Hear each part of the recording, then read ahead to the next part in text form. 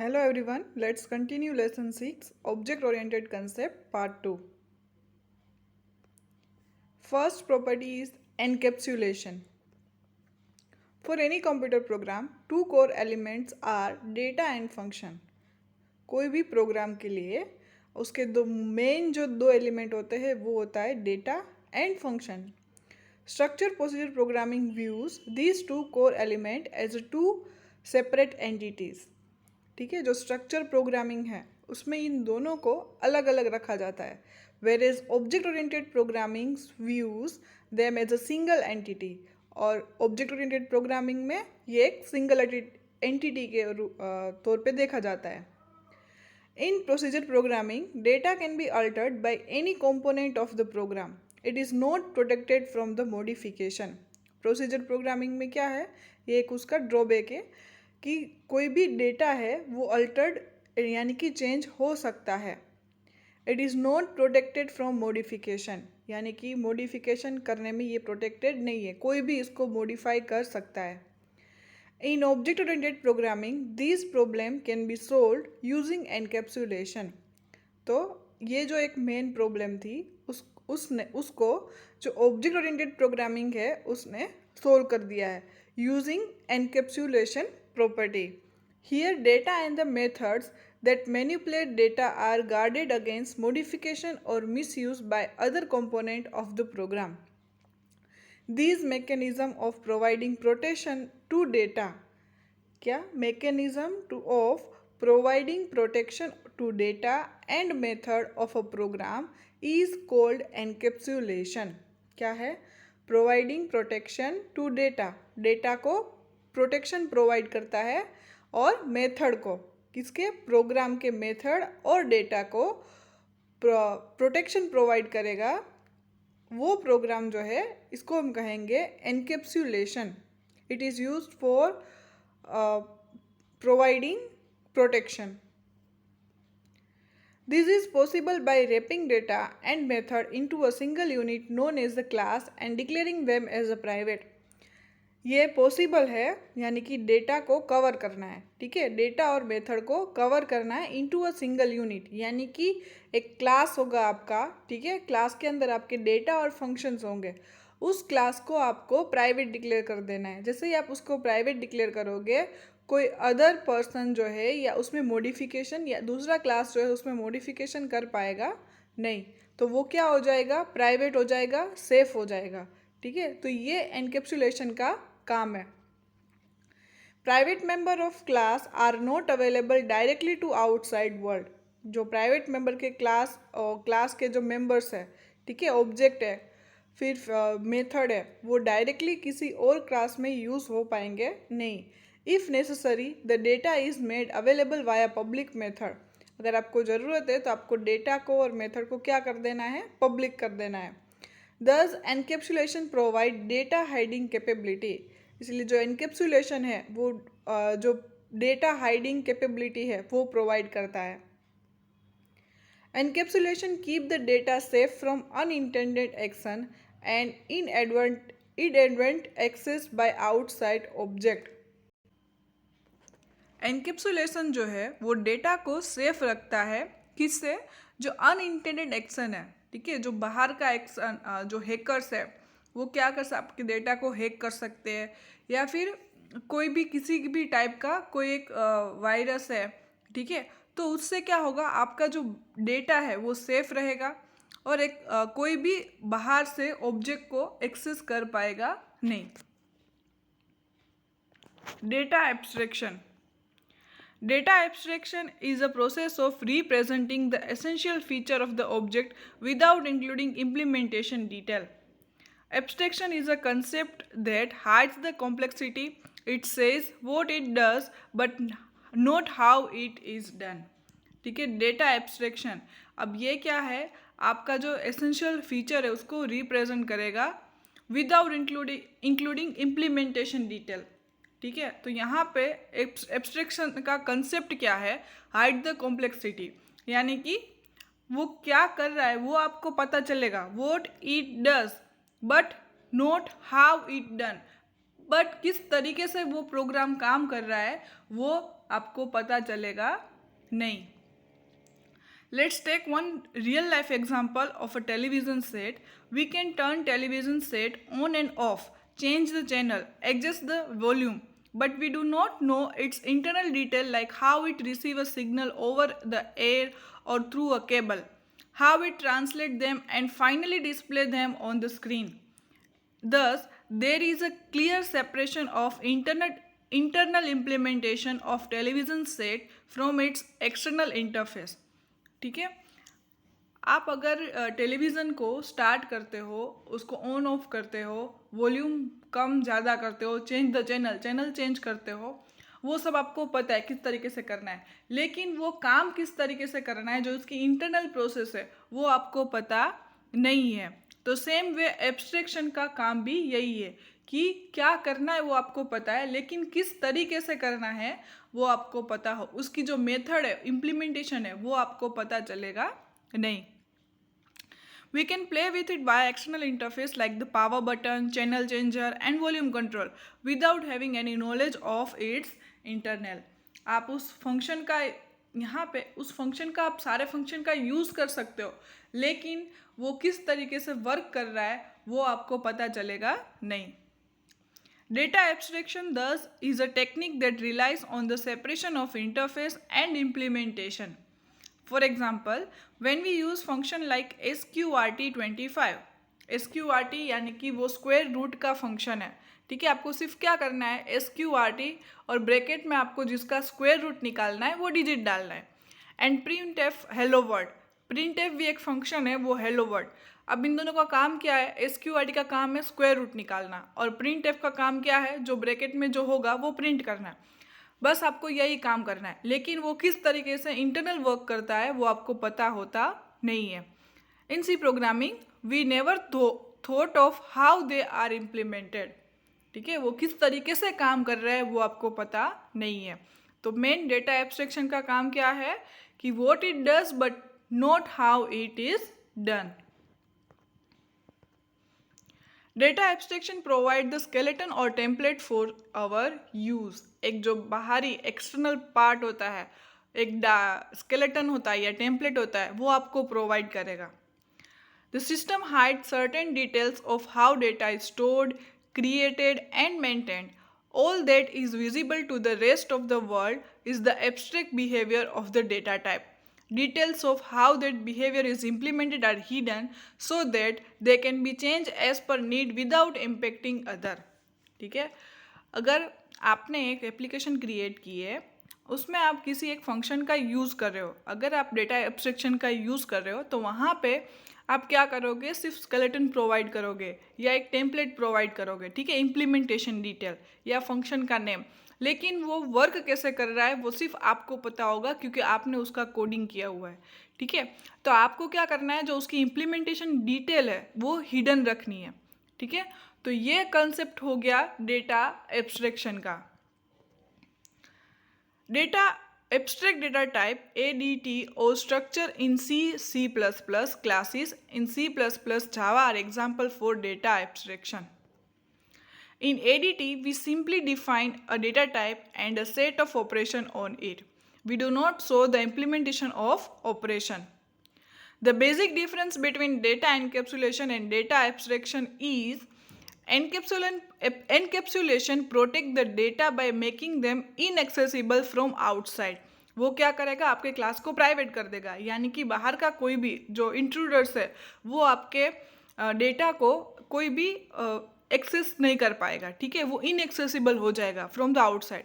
And abstraction enable to represent data in which the implementation detail are hidden. और abstraction क्या करेगा, आपका जो डेटा है उसको आप रिप्रेजेंट कर पाओगे, लेकिन उसकी जो इम्प्लीमेंटेशन डिटेल है वो हाइड रहेगी, ठीक है। तो ये मेन डिफरेंस है इन दोनों में, encapsulation and data abstraction. Next है messaging. In object oriented terminology a call to a method is referred to as a message, ठीक है। अगर आपने किसी मेथड का यूज़ किया है, अगर आपको दूसरी क्लास में उस मेथड का वापस यूज़ करना है, उसको वहाँ पे इम्प्लीमेंट करवाना है, then you have to call this method. तो आपको मैसेजिंग का यूज़ करना पड़ेगा, ठीक है। In object oriented terminology a call to a method, यानी कि मेथड को कॉल करना is refer to as a message. Different classes में है same method with same name.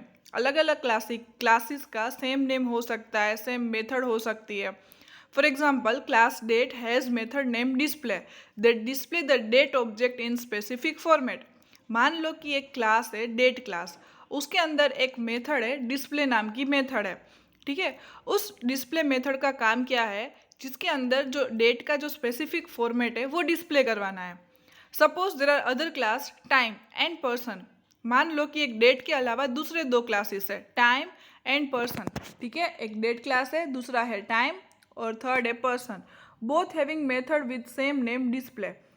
अब इन दोनों में भी डिस्प्ले नाम की मेथड है to display a time in specific format and to display the details of person respectively, ठीक है। तो यहाँ पे मान लो 3 क्लास है डेट टाइम एंड पर्सन, और तीनों में जो है वो डिस्प्ले नाम की मेथड है, और तीनों का जो डिस्प्ले मेथड का काम है वो अलग अलग है।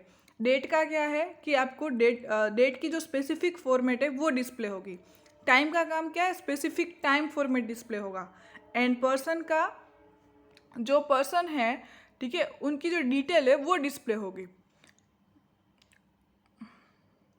When method display is invoked, जब मेथड डिस्प्ले इन्वोक होगी in the program, how to know which method is to be executed, तो पता कैसे चलेगा कि अब कौन सी डिस्प्ले मेथड को वहाँ पे कॉल करवाना है। This is determined using the object that invoke the method. ये कौन डिटरमाइन करेगा, ऑब्जेक्ट करेगा। For example, if display is called by an object of person class, अगर किसी पर्सन क्लास का ऑब्जेक्ट होगा वहाँ पे, तो वो पर्सन क्लास के डिस्प्ले मेथड को एग्जीक्यूट करेगा। अगर टाइम क्लास का ऑब्जेक्ट के साथ आप उसको एग्जीक्यूट करोगे, देन टाइम क्लास की जो डिस्प्ले मेथड है वो एग्जीक्यूट होगी। और डेट क्लास का कोई ऑब्जेक्ट होगा, उस ऑब्जेक्ट के साथ आप कॉल करोगे मेथड को, देन वो डेट क्लास की जो डिस्प्ले मेथड है वो एग्जीक्यूट होगी। It execute the display method define in the person class. अगर पर्सन क्लास का है तो वो किससे डिफाइन होगी, पर्सन क्लास से। नेक्स्ट है पॉलीमॉर्फिज्म। पॉलीमॉर्फिज्म यानी मेनी फॉर्म्स, एक से ज़्यादा फॉर्म होने। Polymorphism means many form, there may be different form of single method और operation. Object oriented programming allows defining more than one method having same name but different signature in a single class. This feature is known as a function or method overloading. ठीक है, जो object oriented programming है वो आपको एक से ज़्यादा method का यूज़ करने के लिए अलाउ करती है, ठीक है। जिसमें एक से अगर आगे ही आया, जैसे डिस्प्ले मेथड थी तीनों की, तो same way display display display 3 method same name है, लेकिन जो उसके अंदर का काम है, जो पैरामीटर्स है उसके, वो अलग होंगे, ठीक है। तो यहाँ पे क्या है, method having same name but different signature in a single class. This feature is known as a function और मेथड ओवरलोडिंग, ठीक है। जब इसको कॉल करोगे तब ये उसके जो पैरामीटर्स है, उसकी जो सिग्नेचर है, उस पर डिपेंड करेगा, ठीक है। Object-oriented programming also allow writing expression using operator on objects. For example, we can use expression date1, date2, where both operand are object of class date. Here, operation 2 is performed in a way different than performing subtraction on two numbers, say n1 minus n2. Here, same operation is given different meaning depending upon the date type of operand used. This type of polymorphism is achieved through operator overloading. अब यहाँ पे मान लो plus है एक, ठीक है, simple example, एक plus sign है, ठीक है। नॉर्मली प्लस साइन का काम क्या है, दो नंबर को ऐड करना, ठीक है। लेकिन अगर दो अलग अलग ऑपरेटर्स है या अलग अलग ऑपरेंड है, उन दोनों को ज्वाइंट करने के लिए भी प्लस साइन का यूज़ हो सकता है, ठीक है। तो दो काम हुए, तो यहाँ पे जो प्लस साइन का यूज़ होगा तो उसको हम बोलेंगे ऑपरेटर ओवरलोडिंग। देखो यहाँ पे same operation is given different meaning, operation same ही है लेकिन दोनों का मीनिंग क्या है, अलग अलग है, depending upon the data type of operand use. This type of polymorphism is achieved through the operator overloading. Thus, polymorphism is achieved using two types of overloading, function overloading and operator overloading. तो यहाँ पे जो polymorphism है वो उसके अंदर दो type के ओवरलोडिंग है. कितने टाइप के? दो टाइप के. First function overloading and second is operator overloading. ठीक है, फंक्शन ओवरलोडिंग यानी मेथड के नाम का जो ओवरलोडिंग होगा वो, और ऑपरेटर ओवरलोडिंग यानी कि प्लस माइनस जो ऑपरेटर्स होंगे प्लस माइनस, ठीक है, उस टाइप के जो ऑपरेटर है उसका ओवरलोडिंग होगा वो. ठीक है, then two function overloading and operator overloading. In general, the capability of using same name to mean different things in different contexts is called overloading. Next, aggregation and composition. When objects of one class are composed of objects of other class, it is called aggregation or composition.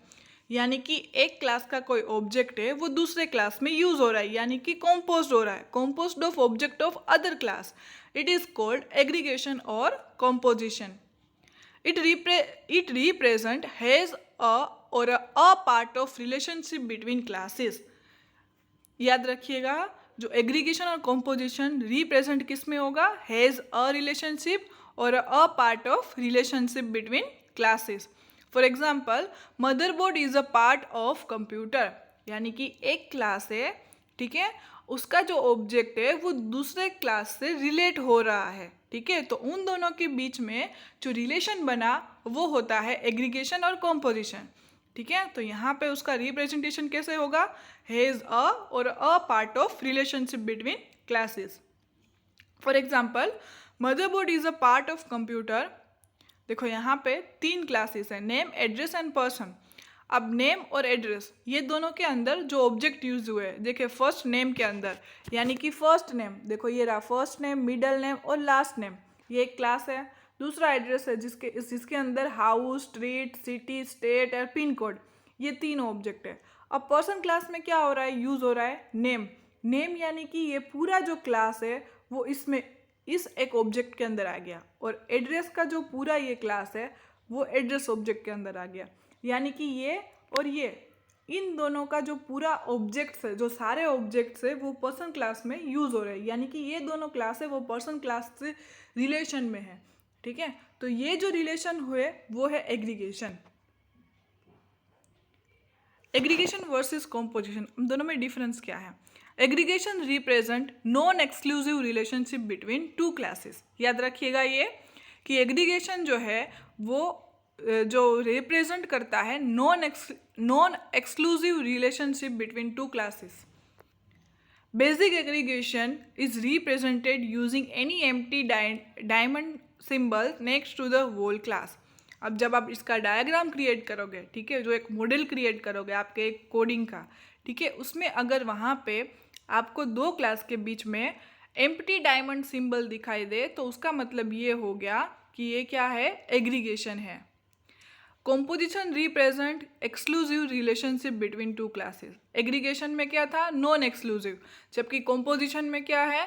Exclusive relationship between two classes. ठीक है, ये difference है दोनों में, non exclusive, ये non exclusive और exclusive. Composition is a strong type of aggregation. ये एक टाइप का एग्रीगेशन ही है वेयर द लाइफ टाइम और of a part class depend on the existence of a two owner class. If an object of aggregation class is deleted, its part class object also will get deleted. जैसे कि अगर दो classes है, ठीक है, तो अगर एक क्लास में जो दूसरे क्लासेस का पूरा पार्ट अवेलेबल है, ठीक है, वो एग्रीगेशन हो गया, लेकिन बाहर का जो क्लास है वो डिलीट हो गया, तो अंदर के अंदर जो आपने ऑब्जेक्ट यूज़ किया है उस क्लास का वो भी ऑटोमेटिकली डिलीट हो जाएगा. For example, when an object class of person is deleted, the object of class name is also deleted. Composition relationships are represented using a field diamond symbol next to the whole class. अब दोनों में क्या difference है? Aggregation में क्या है? Empty diamond symbol, और यहाँ पे अ फील्ड डायमंड सिंबल. ठीक है, देखिए यहाँ पे ये हो गया आपका कॉम्पोजिशन जो फील्ड डायमंड है, और एग्रीगेशन में एम्प्टी डायमंड बॉक्स। ठीक है, नेम इससे कनेक्टेड है और एड्रेस इससे कनेक्टेड है। ठीक है, अगर ये इसमें ये पर्सन अगर डिलीट हो गया, ये पार्ट अगर डिलीट हो गया, तो अपने आप ये नेम पार्ट भी क्या हो जाएगा, डिलीट हो जाएगा। तो ये हो जाएगा composition. In the given example, a relationship between classes person and class name is a composition relationship, whereas relationship between class person and class address is aggregation relationship. Address may be shared by more than one person. So, when a person is deleted, the corresponding name object is deleted, but address cannot be deleted. ठीक है, जो aggregation वाला है part वो delete होगा नहीं। तो ये कॉम्पोजिशन और एग्रीगेशन में डिफरेंस है। Next, inheritance. नॉर्मली वर्ड्स आपको पता चल ही गया होगा। इनहेरिटेंस यानी कि ऑब्जेक्ट जो है वो इनहेरिट होगा, एक क्लास में से दूसरे क्लास में यूज होगा। Inheritance is generally referred to as a kind of relationship between two classes. ठीक है, वहाँ पे हैज अ और अ पार्ट ऑफ रिलेशनशिप था, यहाँ पे क्या है, is a kind of relationship inheritance में। It is appropriate when one class is a kind of other class. For example, teacher is a kind of person. So all the attribute and method of class person are applicable to class teacher also. In other words, class teacher inherit all the attributes and behavior. यानी कि उसके जो सारी property है, method है, value है, वो class person में क्या होगी, इनहेरिट होगी। Class teacher may have additional attributes like subject and method, like taking lecture of the subject. In such scenario, class teacher can be defined using class person. अब देखिए यहाँ पे दो क्लास है, ठीक है, class A and class B। अब क्या होगा, क्लास B में आपको क्लास A में कुछ प्रॉपर्टीज़ है वो आपको रीयूज़ करनी है। ठीक है, क्या करनी है, रीयूज़ करनी है। रीयूज़ करनी है यानी कि आप उसकी जो प्रॉपर्टी है वो आपको वापस कोड लिखना पड़ेगा नहीं, यानी कि code reusability.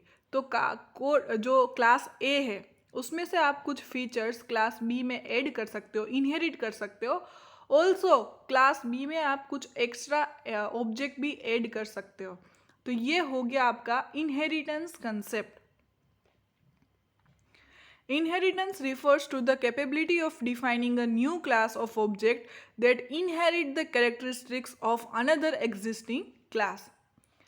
In object-oriented terminology, new class is called, अब ये याद रखिएगा, new class जो है उसको हम सब क्लास, चाइल्ड क्लास और डिराइव्ड क्लास कहेंगे। ठीक है, न्यू क्लास क्या है, सब क्लास, चाइल्ड क्लास और derived class, whereas the existing class is called super class, parent class और बेस क्लास। ये एमसीक्यू में कई बार आ चुका है कि न्यू क्लास है इज कॉल्ड सब क्लास, चाइल्ड का क्लास और derived class, whereas the existing class is called, जो पहले से बना हुआ है वो क्लास जो है वो है सुपर क्लास, पेरेंट क्लास और a base class. The data attributes and method of superclass are available to object in the subclass without rewriting their declaration. These features provide reusability where existing method can be reused without redefining. ठीक है, यहाँ inheritance का main concept ही यही है कि code की reusability. ठीक है, जिससे टाइम बचेगा, आपके प्रोग्राम को, आपका जो प्रोग्राम है वो लोडिंग फास्टर होगा क्योंकि उसमें कोड कम होगा। ठीक है, कोड क्यों कम होगा, क्योंकि कोड को आपने रीयूज किया है। देखो यहाँ पे दो डायग्राम है, पर्सन, ठीक है, name, city, gender, birth and profession. तो आप उस पर्सन को टीचर में अब उसको टीचर जो फंक्शन है, टीचर जो क्लास है उसको आप पर्सन में यूज कर सकते हो। Generalization is another name of inheritance और इज अ रिलेशनशिप। जनरलाइजेशन एक दूसरा नाम है इनहेरिटेंस का। ठीक है, उसका जो रिलेशनशिप है वो है इज अ रिलेशनशिप।